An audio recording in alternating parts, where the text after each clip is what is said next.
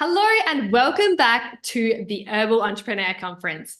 I am Yolanda Joy, and in this session, we are going to be talking about something that I think is a dream of many herbalists out there, including myself, which is how to really set up that ideal physical shop space for all of your herbal goods, the meeting place, just this area where people can come and enjoy the herbs. For this session, I am so thrilled to introduce someone who has just recently gone through the process of setting this up and has it all fresh on their mind, who is Nico Lebreux, the creator of Wild Heart Herb House. Nico, I'm so glad that you could join us today for this session to really share your experience of going through this process. Thank you so much, Yolanda. It's an absolute pleasure and dream to be here talking to you. I've been a student of your conferences for many years and imagined the day when I might be sitting here. So it's really a dream and so wonderful to be here with you today. Yeah, it is so wonderful for me to hear of stories as well of people who have come to several conferences and actually improve their skills and get to the point where dreams are happening. Like that is just like the reason we do the Herbal Entrepreneur Conference. And yeah, it's so just heartening to hear of stories like this. And which is why I'm so excited to get into this. But perhaps we could start with an introduction as to who you are and your journey into herbalism and to where you're at now. Sure. So as you said, my name is Nico. I am a community herbalist, a yoga teacher, meditation guide, retreat leader, ceremony leader. I do lots of different things and have over many years that I've been an entrepreneur. I live in Rhode Island and my shop is in New Bedford, Massachusetts on sovereign Wampanoag land. And it's been a long journey with lots and ups and downs, but if you just keep walking the road in front of you, there's so many incredible places that you can go. I'd say my journey into this realm began well over 10 years ago. My entrepreneurial journey actually started well before that. I actually went to school for fashion design in New York City and was a fashion designer. And that's when I first started taking business courses, was like as extra classes to my college curriculum, because ever since I was a child, I knew that being an entrepreneur was kind of the only path for me. I just knew that right away. And over the past like over 15 years now, I have just been like trying things out, seeing what works, learning lessons, adjusting and moving forward. And I think that's kind of the path that many of us take along our journeys. It's learning from our mistakes, learning from what goes well, and like making constant shifts and adjustments. So I had a clothing business. I actually had a vintage clothing store in 2007, 2008. And then after that, I started my own clothing line out of, I would buy mill surplus fabrics and also vintage fabric. So everything was kind of like bright and colorful and one of a kind. And obviously environmental impact and sustainability was very important to me back then as it is now. And then I was just starting to feel like, is this it? Like feeling a little empty, feeling like my dream was to sell my fashion designs around the world. And when I stated that, like in high school, there wasn't really so much of the internet as it is today in the late 90s. And so I kind of accomplished those things by the time I was in my mid-20s and was just feeling like, what else is there? And that's when I started becoming more of a regular yoga student. And it really opened up my mind and opened up my heart and opened up my path to, wow, there's so much more out there than I can even imagine. So I started doing yoga teacher training, becoming a regular student of yoga and meditation, which drastically changed my life. At that time, I also worked at a greenhouse where we sold lots of house plants and also lots of garden plants and herbs. And someone that was working with me at the greenhouse was like, hey, there's this really cool program that's on sale. And it was Rosemary Gladstar's Science and the Art of Herbalism. And she's like, I'm going to do this home course. Like, you should totally do it with me. And I was like, okay. So I got Rosemary's big fat binder in the mail, and just reading what she wrote often moved me to tears and just like broke me open, because it was like, it was things that I was feeling or things that I was sensing, but like didn't have the words and didn't have the community to put it together. So that really started my amazement with herbs and like with our bodies and all of the things that we do, while also simultaneously working at the greenhouse and just learning by watching how the plants grew, and how they were always reaching for the light and they were always making the best of their circumstance, like on our potting bench. And it was really inspiring. So ever since then, I've been doing lots of learning with other teachers. I did training with Mary Blue of Pharmacy Herbs in Providence, Rhode Island. I love to go to herbalism conferences, take classes online, get together with other herbalists. And so it wasn't long after that that my a friend of mine who was in my herbalism training course at Pharmacy Herbs, we were just like, this information is amazing. Like, we have to tell everyone about this because it's so incredible and it's changing our lives. And we were just like, we got to get people in a room and tell them these things. Like, how do we not know these things? Which has obviously begun a very long journey of like deconditioning and learning about all the oppressive systems in place that prevent us from knowing about our bodies and knowing about holistic healing and knowing about community care. So I started teaching classes in person. I had the foresight to start bringing things online actually in 2019. So it was really great that I had some infrastructure in place for online classes and memberships before COVID. Everything moved online during COVID. Last year, I started bringing my in-person herbalism classes back with a home herbalism and medicine making series that I am actually running again right now, like in my own herb shop, which is unbelievable. And I just started feeling like lugging all my stuff around from place to place, trying to do the online thing. People always being like, where do I get herbs? And me being like, I don't know. There's not really a great place. Like, I would give them online references, but there was nowhere really close to where I live that you can purchase herbs from. So I started looking at commercial real estate, and nobody ever called me back. I would like call places with for rent signs. I would call real estate agents. Like, no one ever emailed me or called me back. I actually applied to be in a local like business accelerator program the summer before last. So that got me starting, like answering questions, starting to put together a business plan, starting to really wrap my mind around like what my space would look like. I did not get accepted into that program, but but the process of applying was hugely beneficial to my business. And then I started thinking outside the box, and I was like, okay, where else can I do this? It's not super rural around where I live, but it's rural-ish. And then the city that my shop is actually in is probably one of the bigger centers around where I live, with lots of more rural and suburban towns around it. So I started, and I knew I wanted to be here. So I started thinking outside the box. And I remembered that right before COVID, some herbalist friends of mine had a little pop-up shop at this location that we're at now. And so it's the magic of this coming into fruition is not lost on me. I thoroughly believe in doing the energy, and the physical at the same time, that they both work together. So the property that my shop is on, it's called Haskell Gardens, and it's a 6-acre property in the middle of a city, which is kind of so cool and unusual just in that sense. And it was owned by a man, Alan Haskell, who was a pretty well-known botanist and plant grower and landscaper. So there's amazing plantings of all sorts of trees and shrubs and flowers, like all around. So I contacted them and was just like, hey, can I have an herb shop here? And they were like, yes.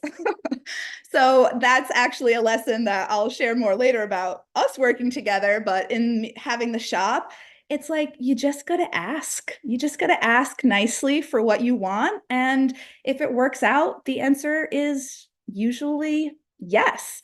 That's been my experience, at least. So I'm in this perfect little herb shop. It's an ivy covered brick building at the entrance to this 6-acre open to the public garden. There's a huge field out back. There's a cut flower garden. There's a really cool interactive bamboo garden play area. There's a spiral labyrinth meditation garden. That's kind of a new addition that we're going to be planting lots of herbs in this spring. And that's how I came to be here. I asked, but then I also, you got to do the legwork, but you also have to put it out there as well. And for maybe a year or so before I found the shop, the mantra that I kept on reminding myself was like, I am open and available for opportunities that I haven't even thought of yet. Because I find that so much in our entrepreneurial ideas and on our journeys, we have really good ideas, or we know we want to get somewhere, but then our brain immediately is like, but this is a problem, and this is a problem, and this won't work, and how is this going to work? And then you just go, okay, I guess not. So what's really been helpful for me is just knowing that I just haven't figured it out yet. Like, I know what I want and I know where I'm going, and I just haven't figured it out yet, but I will along the way. So I did some new moon and full moon rituals after I had viewed the shop and was like, okay, this is definitely where I want it to be. And I actually, during one of those rituals, wrote myself a letter from the people who own the property. It's owned by a nonprofit, so that's really wonderful as well. And I wrote a letter from them to myself saying that I had the space and that they were so happy to be here. And a couple weeks after that, they emailed me and said I got the space. And then a couple weeks after that, this is like goosebumps, I got a letter from someone in the organization that expressed the same sentiments as the letter that I wrote myself. And they actually used some of like the same words and phrases that I had used in my letter. So my feet are very firmly planted on the ground, but I also have been very successful in connecting with the energy of the universe to make things happen in my life. That's so wonderful to hear about, like the whole journey. And I think for me, the biggest takeaway point from what you just shared is really how your mindset has allowed you to get to where you are today. Because there's been so many different examples of what you just shared that really showed that. And a great one was the idea of a year and a half ago when you applied to be part of the summer program to work out your business plan, and you didn't get accepted into the program, but you said it didn't matter that you didn't get accepted into the program because you got so much out of the application process. Okay. And like, that is like monumental because you determined that you were going to get something out of that process. It was not a waste of your time to apply and then not get accepted. And a lot of people would get hung up on that, be like, oh, I didn't get it. I like, the world's so unfair. But no, it's like that. And that mindset is what sets apart entrepreneurs who are actually going to do something, when it's like, no, you didn't fail. You got something out of the application process and you are putting it into practice now. And that's like golden. And that's just one example of what you said, but like throughout the whole thing, it's like not just what you achieve, but how making the best of the situation and continuously going towards your vision, which is what you're doing. It's wonderful. Yeah. When I was getting the space, they asked me just for a little write-up about my vision and like what the business was going to be. And I like copied and pasted paragraphs from that failed application that I mentioned. And then like I told you before our call, I just sent out a press release about our grand opening last week. And I used some of that wording onto that as well. So when I was in the envisioning stages of the business, I guess like a year and a half ago, I'm still using some of those words today, which is amazing. Yeah. And so I'm interested to know, would you mind sharing your vision with us now? Like what are the key concepts of your vision for your herbal store? So a big A big mission of mine is to create a safe community space. So having classes and gatherings is very important to me. As I'm sure many people watching this can attest to, there's just not a lot of places to go that aren't I'm thinking of like evening events that aren't like at a bar or like alcohol involved. And not that there's anything inherently wrong with that, but I just wanted to add like an alternative. I think people are, especially after COVID, I sent out a survey to my email list and was just kind of asking about how everyone was feeling about online classes and Zoom and in-person classes. And the gross response was, we're craving in-person connection. Like, I want to come back out. I am like, I am not really so interested in doing any more Zoom classes online. I love Zoom classes. I sign up for all of them. But I really got from that, just that calling and that craving just to make connections with people. And I find that I taught an introduction to herbalism class a couple weeks ago, and I was saying like, you know, you might be the only one of your friends who's into this kind of thing. And you might be like the black sheep in your family, and everyone's like nodding their head. So it's just that when you first start getting into herbalism or getting into traditional healing methods or anything else that's like outside of the norm, it's common for people to feel alone. It's common for people to feel like they're a little crazy or like no one knows what I'm talking about. And especially in America, like our Western allopathic medicine is such a stronghold on everything that it's scary to start embarking on something different. And I find that the antidote to that is really just to get together, to talk to other people who are on the same journey, who have the same ideas, to share your experiences, and that undoubtedly lets other people know that the things that they might be going through alone, other people are going for. And that's really how we build a strong, resilient, reciprocal community. At that introduction to herbalism class, people were so into it. They were making new friends. I saw people like exchanging phone numbers with each other and wanting to hang out again outside of the class. And I was like, yes, this is exactly what I want to do.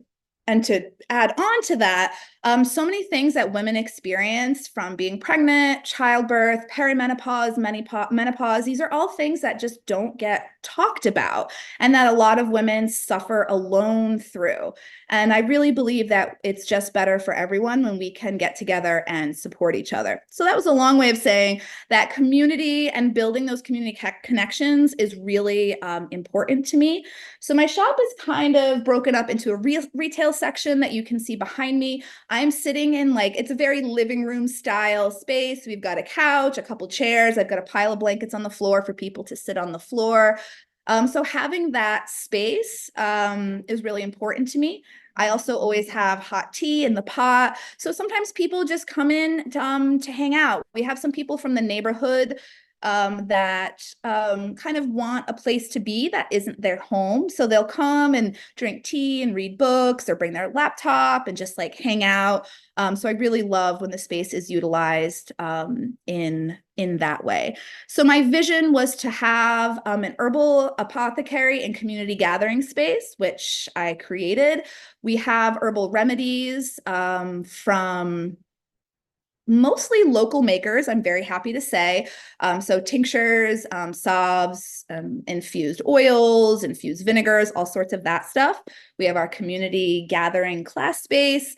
I have over 100 dried herbs and mushrooms by the ounce. And I also have all the supplies that people will need to make herbal medicine. So whether you want to buy medicine already made or you want to make your own medicine, we have all of that. I wanted to really be like a one-stop shop for everything herbal related, and have a place where people can not only purchase supplies and herbs and medicines, but also learn how to make them themselves, learn other healing modalities, and just connect to one another. So I'd say those are that was my vision, was just to create that community gathering space and have a place where people can buy high quality medicinal herbs, because that didn't exist at all in my area.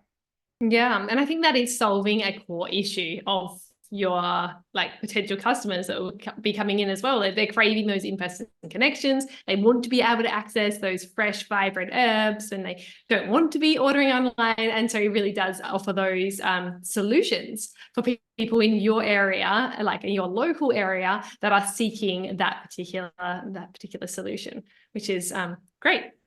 Yeah, you can come in, you can smell the herbs, you can see them, you can buy an ounce just to kind of play around with it. So I want it to be as interactive as possible. Yeah, and so what about the inside of your space? So like the shelving, the seats, was that already kind of in place, or did you have to get everything in? How did you go about organizing the layout of Well, everything? that was another part of like the amazingness of the space was that a lot of the furniture that's in here was already here. The space was pretty much, I'd say, empty for years, but they would have an occasional wreath making workshop or an occasional sound healing or something like that. There wasn't really anyone using the space that much. Sometimes an artist would come and have a little studio space for a couple months or something. Like this big shelf that you see behind me and some of the tables that you see behind me were already here. So that was amazing. The couch is actually a great story. This is an IKEA couch that's like 20 plus years old. It came with a white slipcover that I never ever use, but I don't get rid of things. So I've been trudging this white slipcover around with me all the time. It had like a florally kind of pattern slipcover. And then when I knew about this space, I contacted a local artist who does plant-based dyeing. Her name's Corey, and her business is Falling Off Trees. And I was like, hey, I've got this white slipcover. Can you dye it with plants for the shop? And she was like, yes, this is an absolute dream project. So the couch I'm sitting on is dyed with indigo and avocado and madder and other plants. So I just think that's the coolest thing. The chairs that you can't see behind me are like yard sale chairs that I've got years ago. So as I said before, I used to be a vintage shop owner. So I love going to yard sales, estate sales, thrift stores. And a lot of the stuff that's in the shop now has been things that I've just been collecting for years.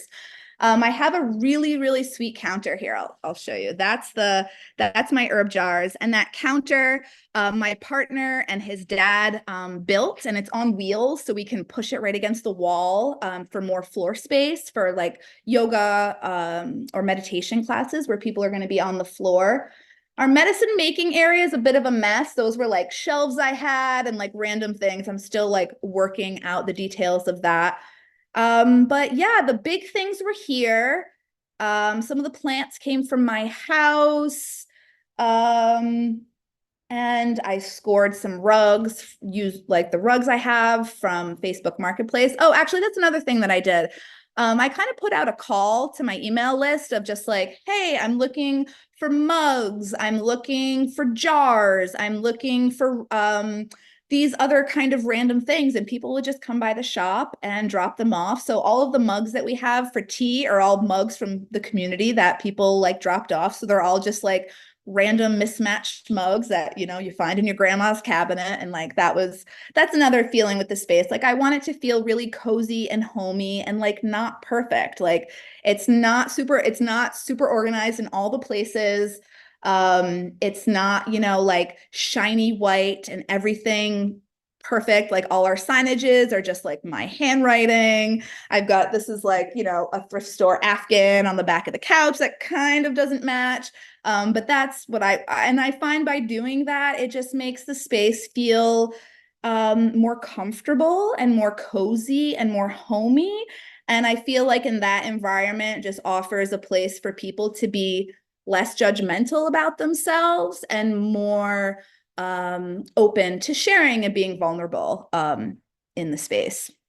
Yeah, and I think that is like that home away from home type concept. And I actually think it's a very clever move business-wise for you to ask for your community to help with creating the space, because it really does take them along that journey with you and allow you to like them to be more invested in your shop and everything that's to do with that as well, which is a very beneficial thing overall. It's very like clever business wise, as well as making the whole place nicer and feel more welcoming as well. It's like serves dual purpose there.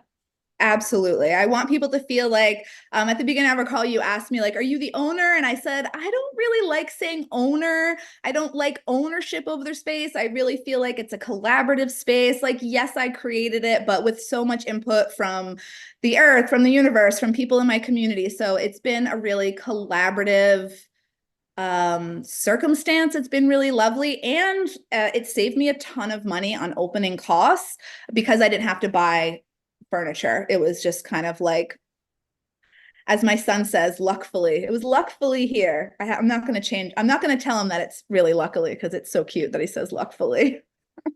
And now I'm starting Definitely to say, luckily. so luckily all of this was here. Yeah, definitely. And something else that I really like about your business model, which is not so luckily, I think it's more intentionally, but that's around like the hours that you are choosing for your shop, because you're really working that around your life. And I think there's an important point to mention, because a lot of people probably dream of doing something like what you're doing. They're like, oh, I can't do that. It's like it wouldn't fit into the rest of my other commitments and things like that. So would you mind telling us a little bit about how you're making this fit into your life? Sure. So right now we're only open Thursday and Friday, 12 to 5, and Saturday from 10 to 3. And I actually have someone else that works on Saturdays.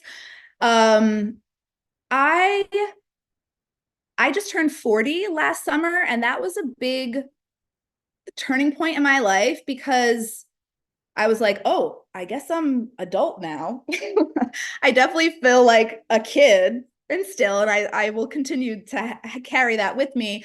But I feel like when you're in your college years or your late teen years, 20 years, there's a lot of like sacrificing for the future. You're like, I'm going to work 3 jobs to do this, or I'm going to go to school and work to do this, or I'm going to invest this time, I'm going to invest this money for the future. Like it's like this preparing for the future. But I've just realized now, I'm like, this is my life. Like this right now is the future that I was preparing for. So this is it. Like I'm every day right now, like is my life that I'm living. And I want it to be spacious, and I want it to be with ease, and I want it to be effortless, and I want to have time for my family and time for my friends and time for myself. I need so much downtime, which was a huge process, like for me to just, the capitalist, like hustle, grind, productivity at all costs mindset is like so challenging to move through as an entrepreneur. But I've kind of just come to the point where it's just like, this is my life, and I'm a business owner because I want to have control over how the timing and the scheduling and the effort of my life. So I'm just going to do it how I want to do it. I'm a mom. I have one 8-year-old son, and him and his dad were separated and amicably. So I only have my son with me every other weekend, and I'm not willing to sacrifice that time, which is why I have someone that works for me on Saturdays, because the time that I have with my son, I want him to have my undivided attention. So that's something that's really important to me.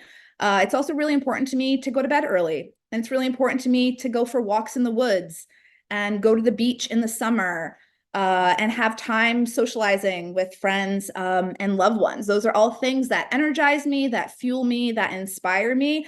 And those are kind of like the things that are the most important when I'm putting them into my schedule.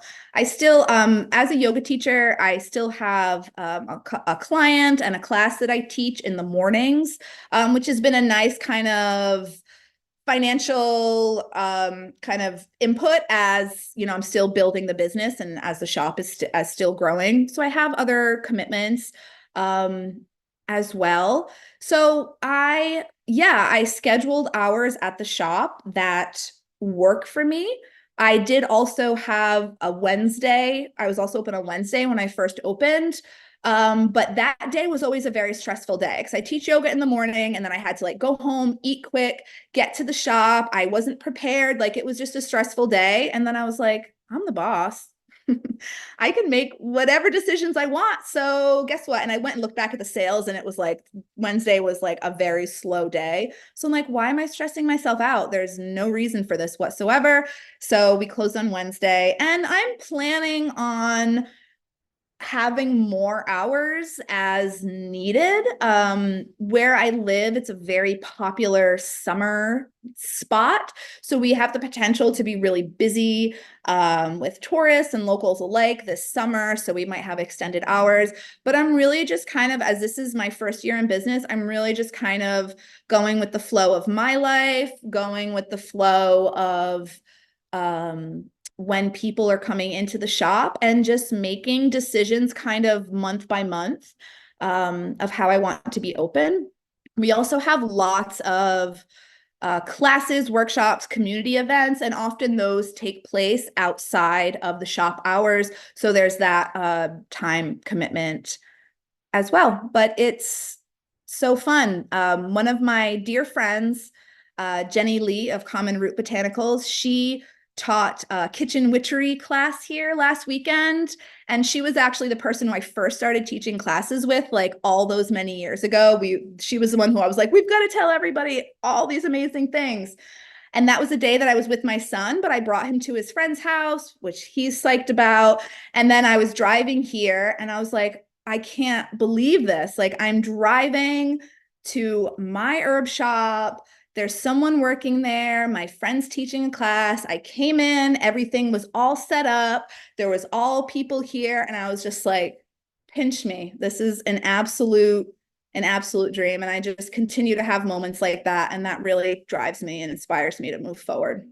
Yeah. And like, isn't that energy, that what you're describing now, that is what you want people to feel when they come to your space as well. And that's why it's so important for you to like set clear hours, make times for you to go to bed early, go for walks in the woods, go to the beach, like do those things that fill up your tank, so that then like that energy is going to translate into your space that you're creating, how other people feel when they come into that space, and ultimately like the effect that you're having on the local community as a result of your herbal store, which is like it is a significant effect. It's it's important, this creating the space, the home away from home as well. Like it's really really important. The next piece I did want to talk a little bit about now as well is about how you are letting people know about the herb shop, because you, like you said, you're at the beginning phase of this journey, the first year of business, and so it's very much building up momentum, letting people know who don't know about it yet about what you're doing. Would you mind telling me a little bit about how that process is going and how you are, getting word out about it? Sure. Well, every entrepreneur gets into their business because they want to do the thing that they love. And then they quickly realize that telling people about the thing that you're doing becomes a major part of your business that you had no idea about. Of course, I'm talking about marketing. That was very alarming to me at first. And I was just like, wow, I have to spend maybe like half the time marketing as opposed to like doing the thing that I want to be doing.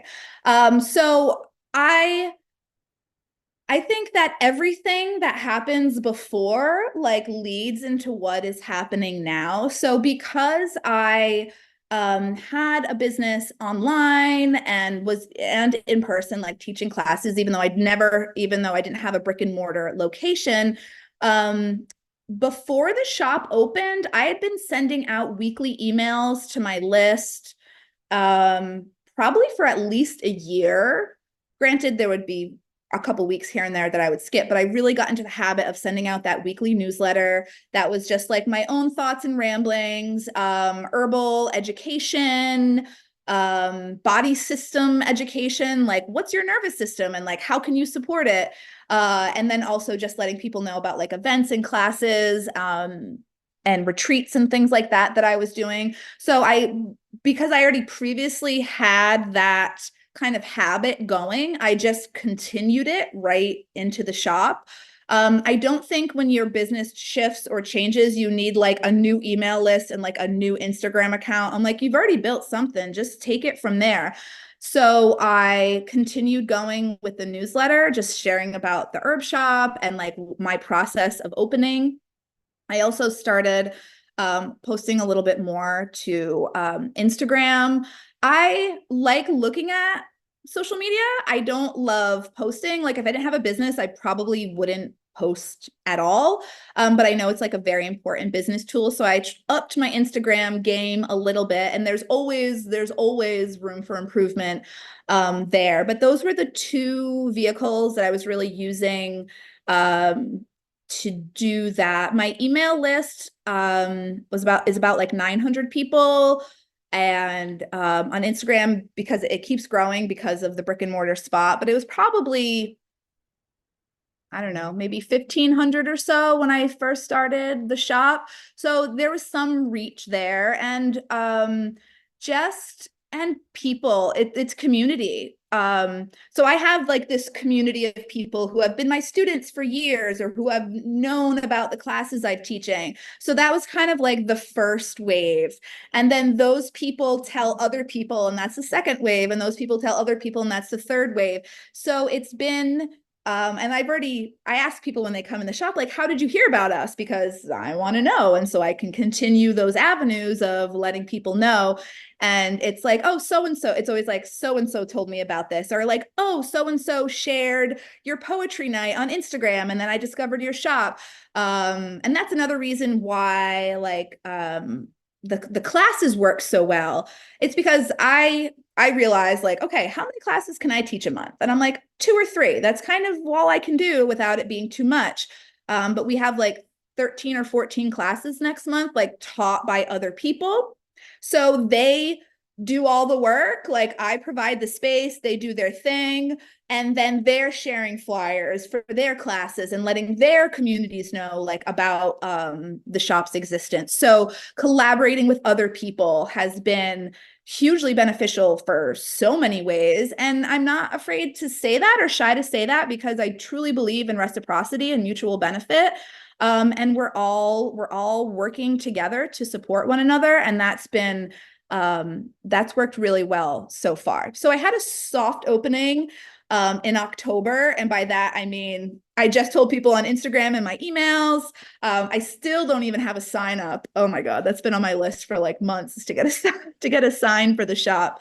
So we had a soft opening in October. We had a great first couple months just by people I knew, and then people who I knew who were telling people that they knew. January was pretty slow. February's already picked up.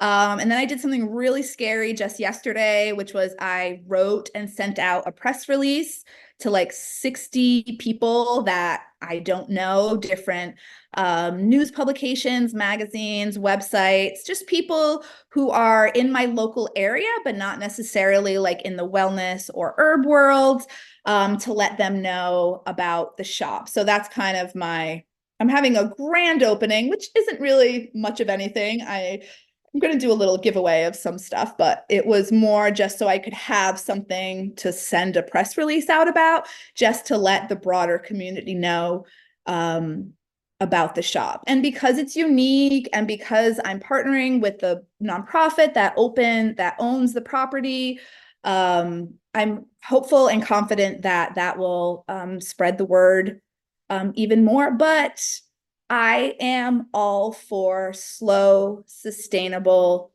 growth. That is what works, I think, the most beneficially. So I was happy to have a slow start as I was figuring everything out. So now that I have a couple months under my belt, I feel more confident and more able to like be busier. But I didn't just want it to be like bang right off the bat.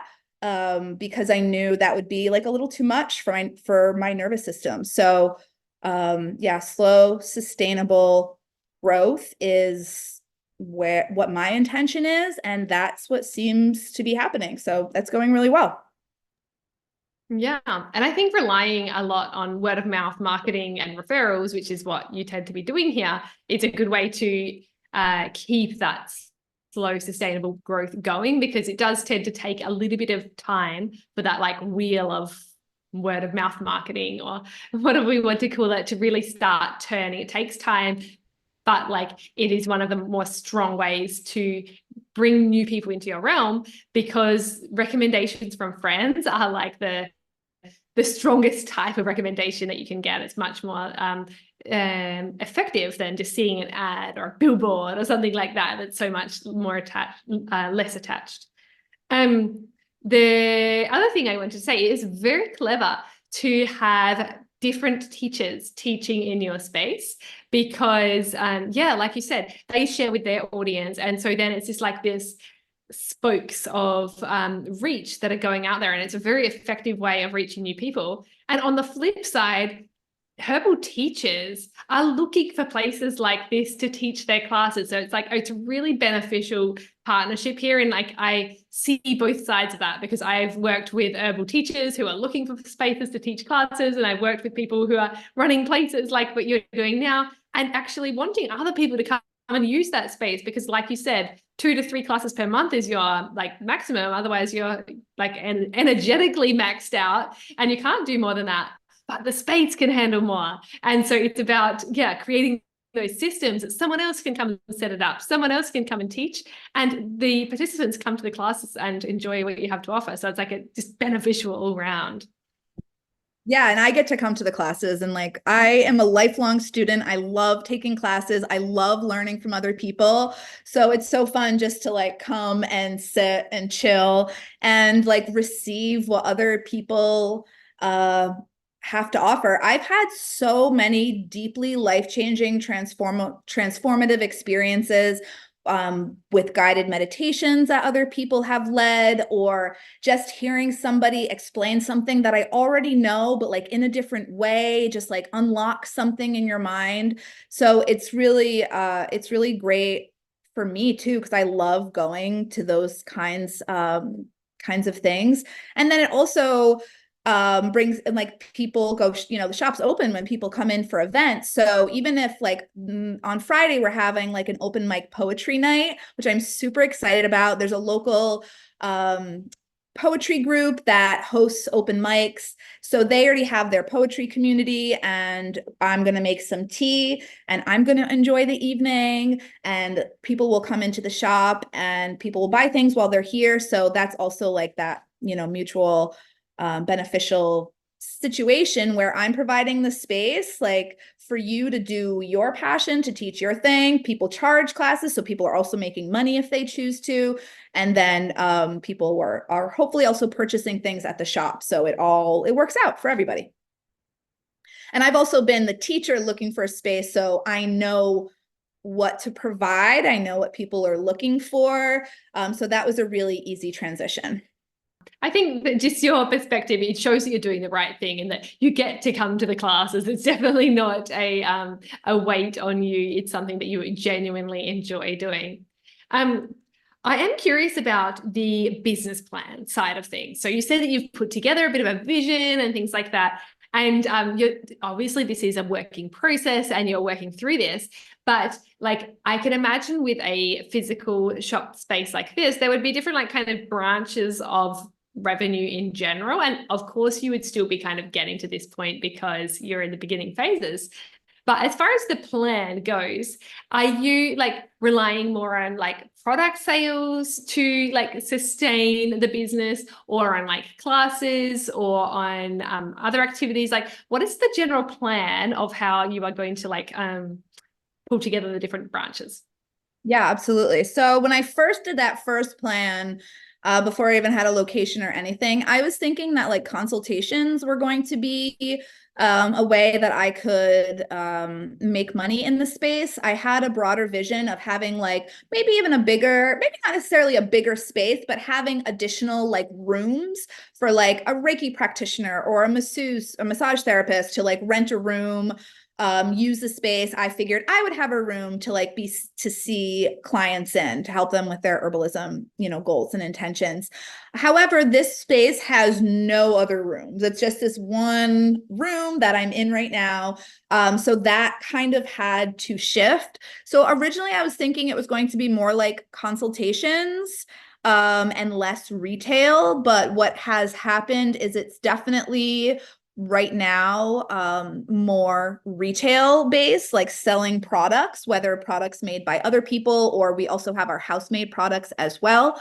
So that's where our main revenue is coming, is from people purchasing things, objects. And then as our classes are just gearing up, that will probably be our secondary revenue maker, is classes that I'm teaching are profitable. And then when people charge, I take a percentage, the shop takes a percentage of other people's revenue that teach classes in here. It's a very fair percentage. It's they keep 75, I keep 25. But also if not a lot of people show up, I'm just like, you keep it, like, don't worry about it.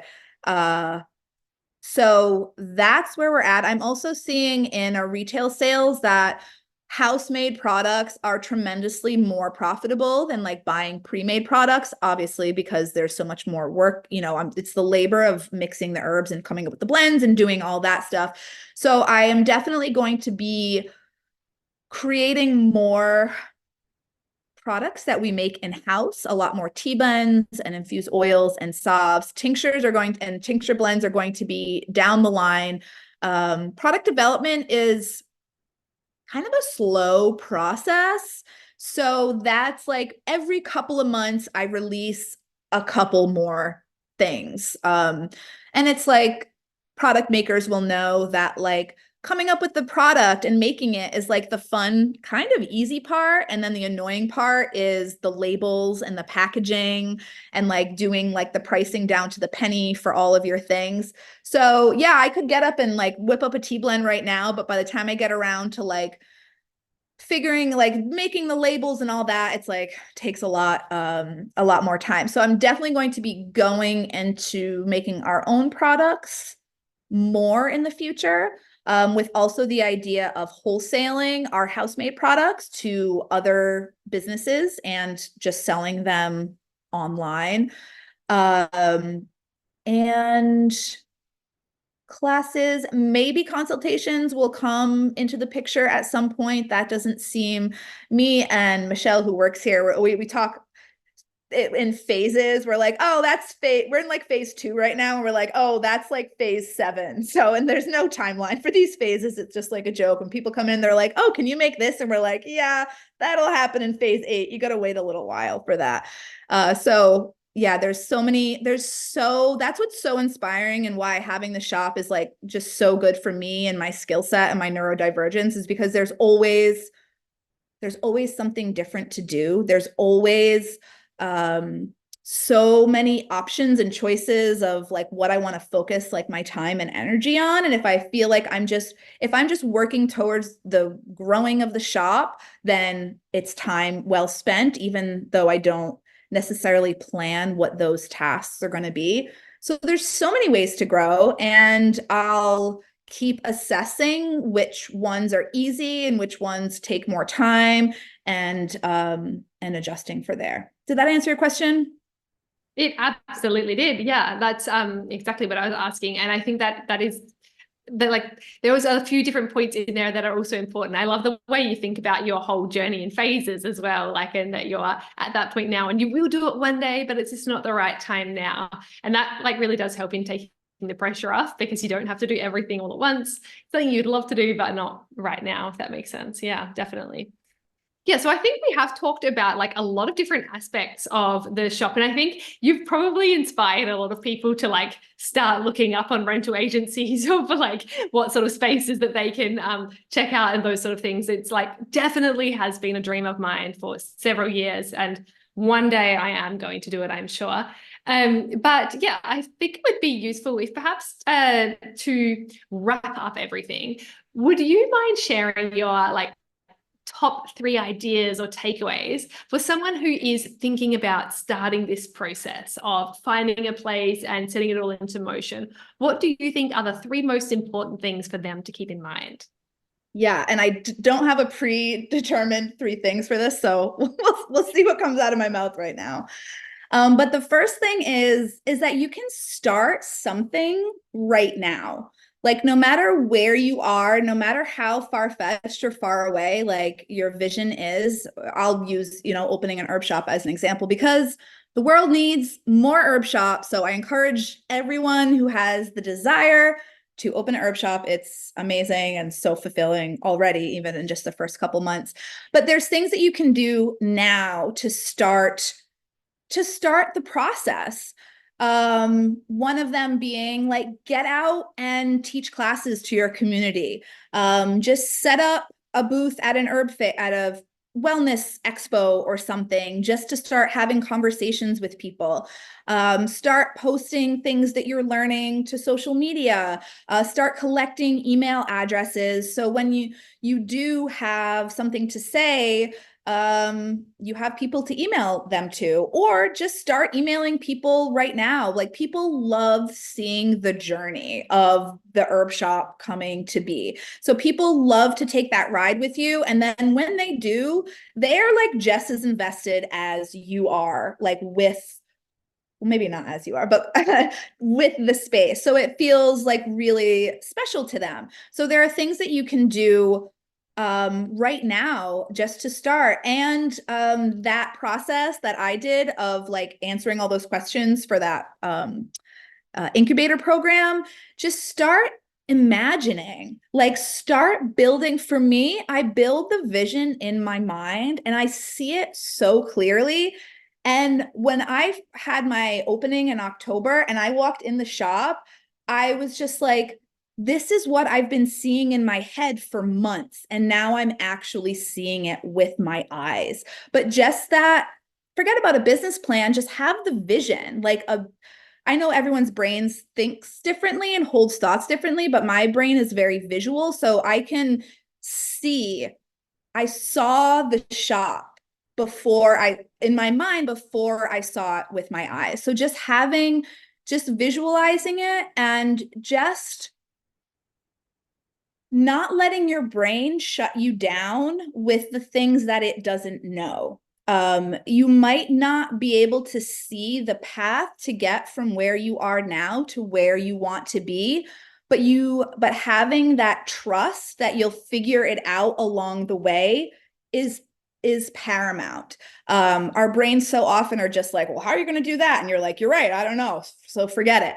But if you can just bypass that or just remind yourself, like I told you earlier, one of my mantras was just like, I am open and available for possibilities that I can't even imagine yet. And when you are open to things that you can't even imagine, and when you're open to things that haven't been done before, or you're open to things, it's like they come in very like beautiful, mysterious ways. Another fun thing that I tell people to do is I say, imagine if someone came up to you today and they were just like, I will give you every dollar you need to start your business. How much do you need? You should have an answer to that question. So do the work of figuring out like how much money you need to start, what your monthly expenses, would be. That way, if someone does ask you, like, how much money do you need to start your business? You can be like, I need $9,072. Thank you very much. Like, and then once part of the process of figuring out the pricing of everything is I found that it's actually less money than you think. So your brain is like, this is ridiculous. There's no way you'd be able to do that. But when you actually do the research and like write down the numbers, it's less scary. So that is a good assignment to kind of just get things moving. I guess the second would be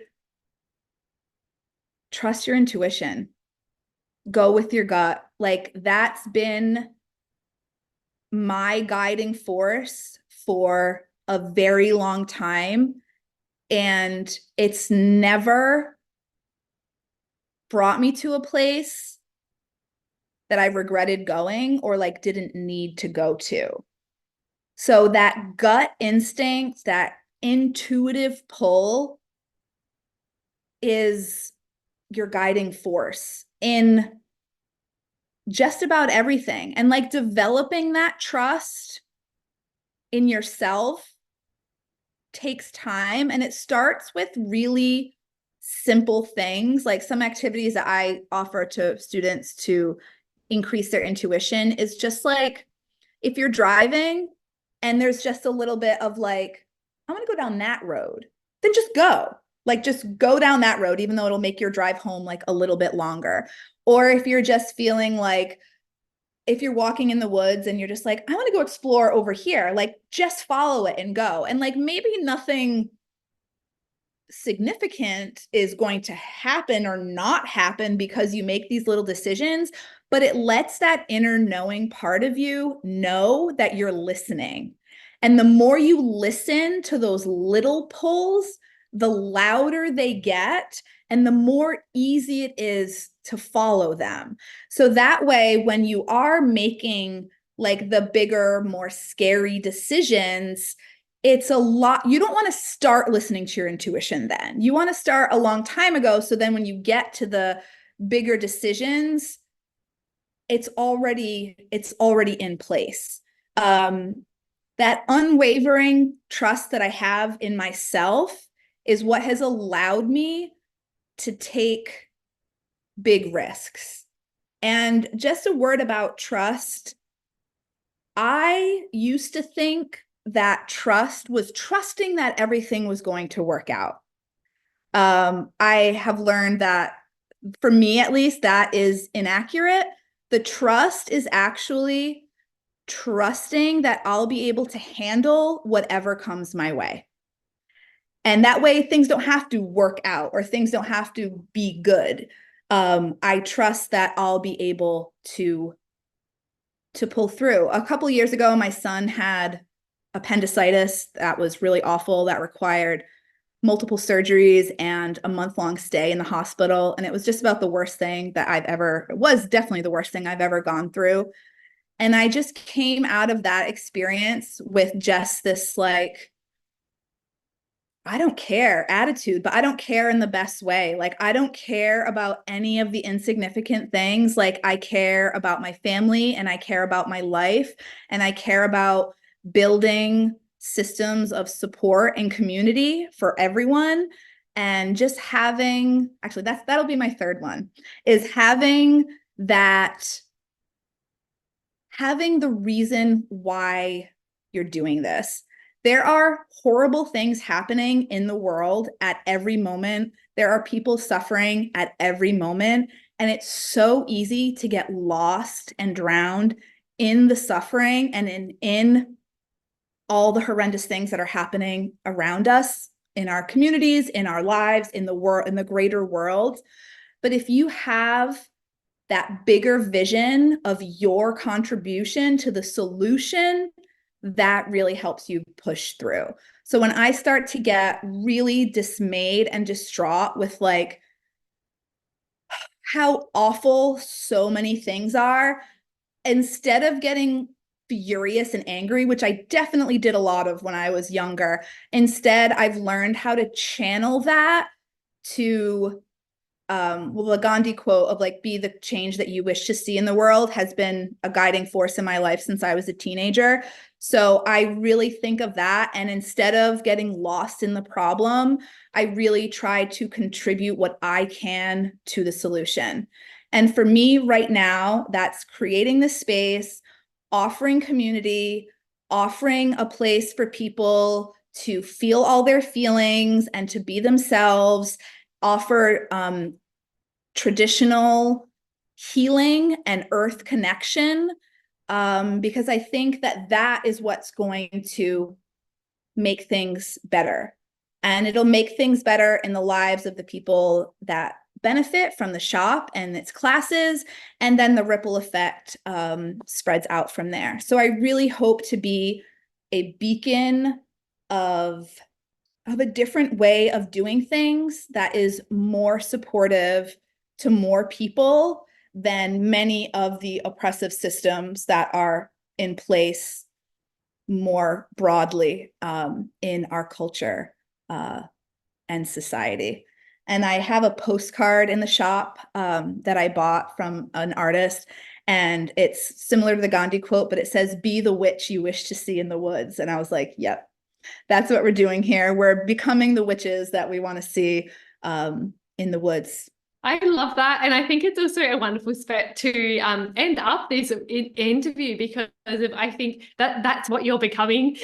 Like you're living your dream. You're inspiring us all at the Herbal Entrepreneur Conference, which is so wonderful. If people want to find out more about what you're doing, perhaps if they live in your area and want to drop by, or if they are a teacher and would love to teach a class in your shop, where are the best places for people to reach out and connect? Yes, absolutely. So my website is wildheartherbhouse.com.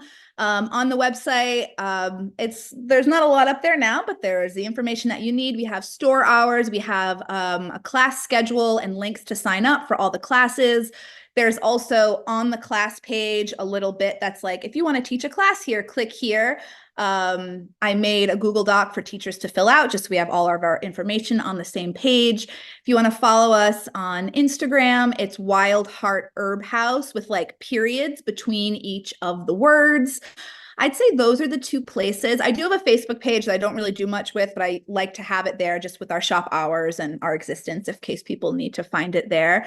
If you are visiting Southeastern Massachusetts, or if you live by here, I would absolutely love to have you come into the shop. You can come get a cup of tea. We can chat or not if you just want quiet time. Like, I respect that. That's totally fine as well. And I know a lot of people come to visit Cape Cod in the summer. So we are right on the way to the Cape. So you can always stop and get some herbal goodies on your way out to the beach. I would love to see you, and you are most welcome to come by Wildheart. Thank you so much for that warm welcome and invitation. Yeah, I think it's such a lovely place that you're setting up there, and it really does just sound like it's becoming a heart of your community, a place where people can really come and connect and just connect with the plants and each other. Like it's that point of connection, which is wonderful. So yeah, thank you so much for sharing your journey. I really do enjoy having people at all ends of the spectrum on the journey. And because you're right here at the beginning of your journey, you're so enthusiastic about what you're doing and right there in the trenches doing it. You're in that launch process, you're putting it all together, and it's such an exciting phase, very busy, working everything out, making those new connections, but it's really building something great. And so, yeah, thank you for sharing your story with us today. Thank you so much. It's such an honor to be here, and I can't wait to meet you in person in Italy. I know. I'm so excited for everyone who's listening. In a month's time from when this conference is being launched, we are going to be having our first ever in-person event in Italy with a small group of herbalists who are working on practicing our herbal skills as practicing herbalists. And I'm so excited as well about meeting so many herbalists in person, many of whom are speaking at this conference as well. So it's all very exciting. Nice. But thank everyone for being here. And for those of you who are coming to Italy, we'll both see you there soon. Thank you so much.